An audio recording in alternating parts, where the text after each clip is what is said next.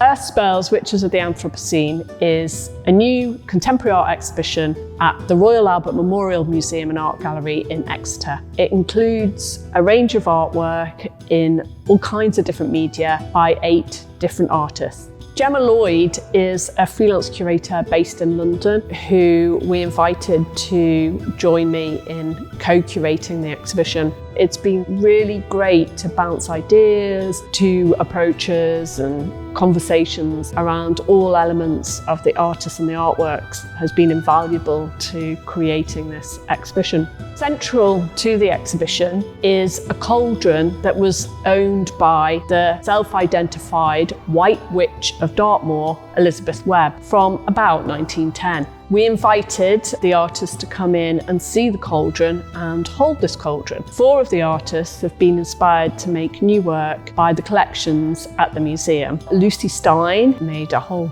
collection of paintings. Florence Peake, who's been inspired by her visit to Dartmoor and Elizabeth Webb's cauldron. Peake and Ndiritu, who did a performance here at the museum, and Emma Hart, whose ceramic work has been inspired by her visit to the museum. Lucy Stein looked at the cauldron, held it, felt its aura, and also then selected a real range of objects across time periods which have inspired her work and really say something about her practice.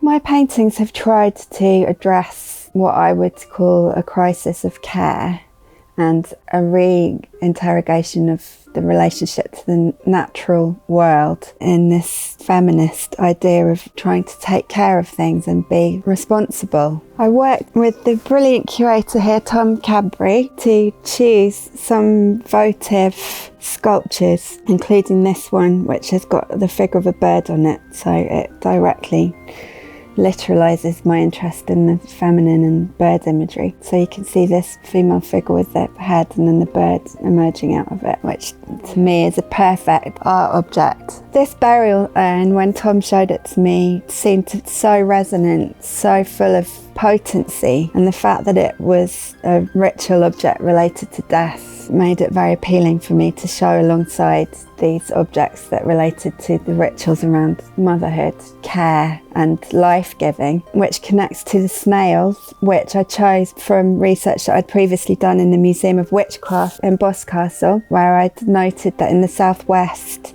fertility charms were often made out of snails on a red ribbon. The term witch is something that I thought about a lot, obviously, as a child, as children do, particularly female children, and then didn't think about it for a while until I moved to Ireland in the early 2010s and kind of self-identified as a witch, or half-witch as I would call myself. Witch is a term that is unknowing, and I think it's important that it has been othered. Lucy Stein was really inspired by Marion Gibson's books about witchcraft and witches in the Southwest, which she's a specialist in. And so she invited her to her studio to show her the artwork that she'd created, influenced by Marion's research and books. And they had a really interesting conversation. When I first moved to Cornwall, I read your essays in the book Mysticism, Myth and Celtic Identity, and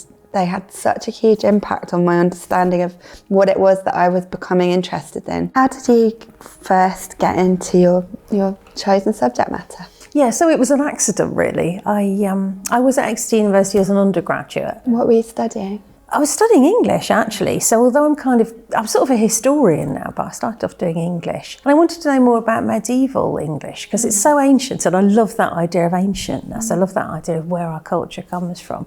And the medieval options didn't run, so I picked this other one, which was called Renaissance Magic. It's like a newspaper account of a witch trial, basically. And that really interested me because I wanted to know more about these individual people, particularly the women, because those are the sort of stories that you don't hear. You know, you don't hear about ordinary women from the medieval and early modern period. And they were talking about their lives, and they were doing it through the medium of talking about witchcraft. That's so interesting. It reminds me that these steps actually were made initially with the fact that outside the museum is the plaque to where the last 3 witches were burnt. I had this vision that these steps could be somehow a homage to that Why did you think about steps when you thought about the witchcraft? Because I had a vision of somebody standing on them and singing.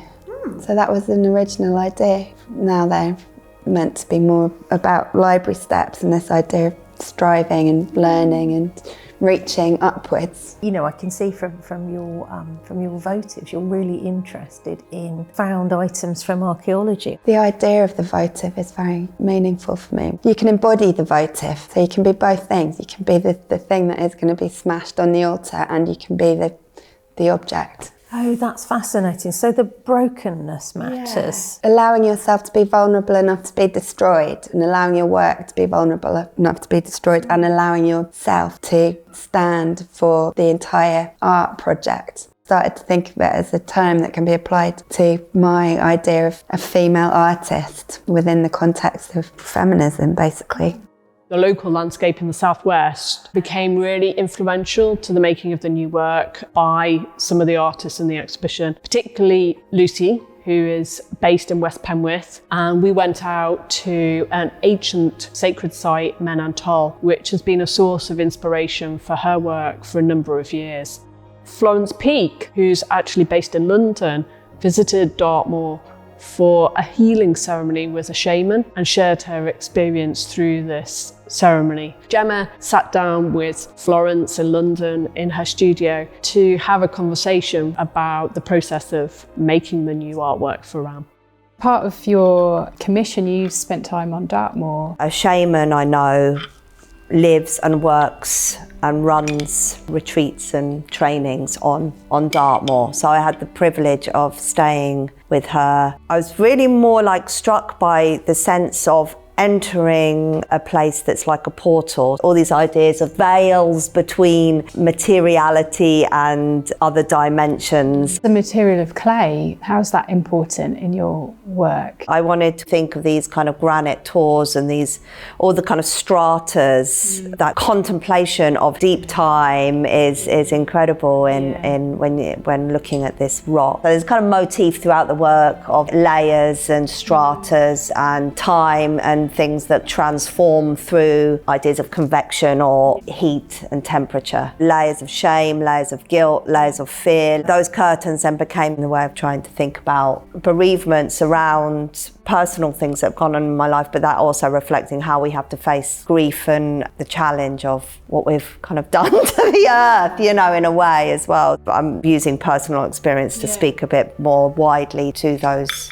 ideas. Can you talk about why perhaps you've chosen the media you have for the specific parts and the elements? Yeah, I think the ceramics definitely felt like this layering, this relationship to the granite, very organic forms. I did little short films of myself moving in Dartmoor and then writing on the body. Some of the writing that I did about the granite and the shame and the contemplation of things existing. So these poems important to mark the body. It was very misty, miserable time, this kind of witchy aesthetic, if whatever that means. It'd be really interesting to hear what your idea or relationship to the witch is. Yeah. Can you say a little bit more about that? Witch, you could use that word as a kind of broader term for talking about like shamans, healers, artists. I think it's very much about somebody who is able to translate or transmit from and be a vessel or a channel from other kinds of worlds, but also the imagination. So it's a way of being able to channel through from the imaginative world's information, but also maybe the role in healing or aiding processes. What's really exciting about this show is it's really contemporary. Some of the work is being finished in 2023. What we're seeing from Emma Hart is a whole new series of 13 ceramic circles. 13 represents the Witches' Coven. She's thinking about climate activism and how the power of speech can help change things. We had a really interesting event here with Grace doing a kind of shamanistic performance, which has been documented in a film, which will be shown with one of her protest carpets in her new installation. Today at RAMM, 12 pregnant women in their second and third trimester will be coming here to join me to take part in a shamanic performance. They'll be lying down on the floor and I'll be leading them through a shamanic journey to connect with their spirit guides and find the soul name of their unborn children. The term witch is quite complicated for me. It always has kind of negative connotations to do with voodoo or sexist or negative association with powerful women. So I prefer the word shaman or priestess. I think it's important to be part of the Earth Spells show because I think it's amazing to have a group of women artists coming together, working through painting, sculpture, film, and myself through performance to talk about these issues. Issues of climate change, issues to do with the Anthropocene, of women's labour, women's bodies, and women's healing and spirituality. My performance is different than most performances because I do the performance while being in a state of trance and I guide people on a shamanic journey. This is obviously quite unusual within the museum context, but I've been doing these kind of performances myself since 2012 in different museums, at the Pompidou, for example, and most recently in Nottingham Contemporary, where I also worked with a group of pregnant women. I'm really interested in working with the unborn art audience as they are going to become the coming generation of people who will come to museums and will need to be invested in what happens to art and culture and climate in the future.